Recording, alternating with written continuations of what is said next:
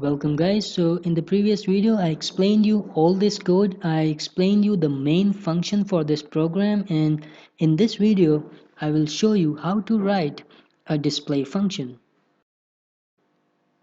Now nodes of a linked list are used to store some information, and a display function is used to print the information stored in the info part of a node.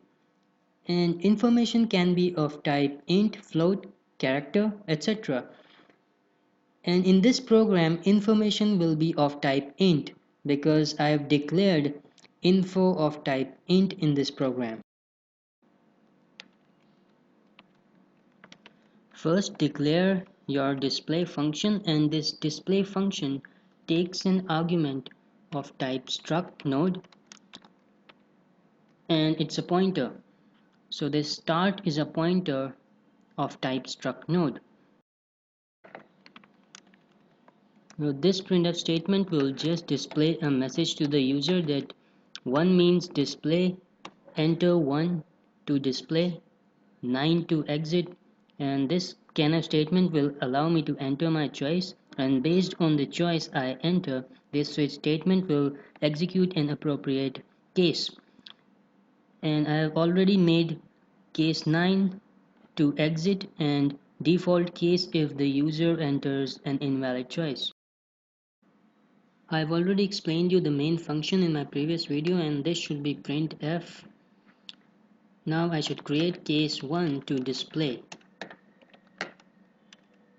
Here I have called the display function with an argument of type struct node pointer, which is start, because this display function takes an argument of type struct node pointer, and whenever this function is called we have to pass an argument of type struct node pointer, and it will be clear to you in a while that why I have passed start as an argument here. This is the end of switch, this is the end of while loop, and this is the end of the main function. And now I need to create display function for my program which I have declared. Now the first thing you have to take care of in your display function is that if the linked list is empty and the user enters 1 for display, then a message should be printed on the screen that linked list is empty, and for that this is what you can do. If start equal to null, then print list is empty. This I have already explained you in my previous video that when start is equal to null, then it means list is empty, the linked list contains no nodes, and null has a predefined meaning in C, it means empty or nothing. And start always stores the address of the first node in the list. So if there will be no nodes in the linked list, then start will not store any address. So in that case, start will be null. So if this if condition becomes true, if the list is empty, then list is empty will be printed, and with the help of this return statement, the control will move out of this display function. And I forgot to write a break statement here. Now initially the value of start will be equal to null. Initially the list will be empty, and if the user enters 1 as a choice, then display function will be called with the value of start, which will initially be null. So null will be passed into this function. So start here will be initialized with null, and this if statement will be checked if start is equal to null, which will be true initially, then list is empty will be printed, and I can show this to you right now. If I run this program and enter 1 to display, then it prints list is empty because right now there are no nodes in the list. Now if the linked list is not empty, then the value of start will not be equal to null. So in that case, if the linked list is not empty, then this if condition will become false, and our display function should be able to print the information stored in the nodes. So this is what you need to do. Here I have declared a pointer of type struct node. So it's obvious P will store some address because P is a pointer. Here I have assigned P the value of start, and start is also a pointer, so start also stores some address. Now I will explain you all this code which is responsible for printing information from a node. Now as you know that start always stores the address of the first node if the list is not empty. So in this program also, if the list is not empty, then start will store the address of the first node, and that address will be assigned to pointer P. In this example, the address of the first node is 1001 and start is storing the address of the first node. Here P is assigned the value of start. So you can say now P stores the address of the first node. So P means first node. Now this while loop means that as long as the value of P is not equal to null, then keep on executing this loop. This is a not equal to comparison operator.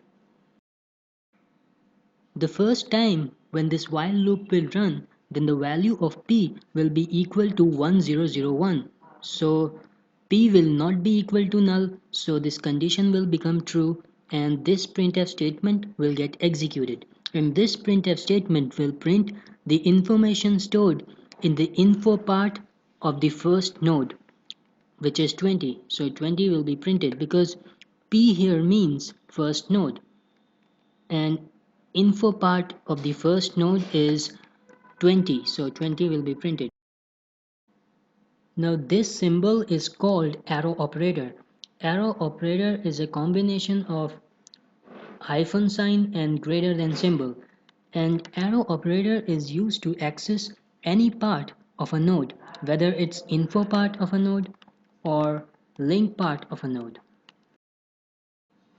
In other words, whenever we want to access members of the structure, these are members of the structure. These are called members of the structure. So whenever we try to access members of the structure using a pointer, this P is a pointer, then we use arrow operator.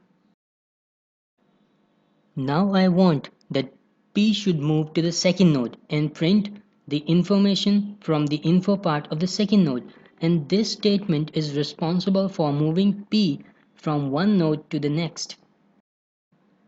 Now at this point the value of P is 1001. P means first node. Now P arrow operator link means link part of the first node, which is 1004. So this whole thing means 1004, and 1004 will be assigned to P. So now the value of P becomes 1004, which means P now means second node. Then this while condition will be checked and P is not equal to null. This condition is true because P means second node, P is 1004. So this printf statement will get executed. This printf statement will print the information from the info part of the second node because P now means second node and the info part of the second node is 25. So 25 will get printed. Now till this statement P is 1004. Now P arrow operator link means the link part of the second node, which is 1007. So this whole thing is 1007, the link part of the second node.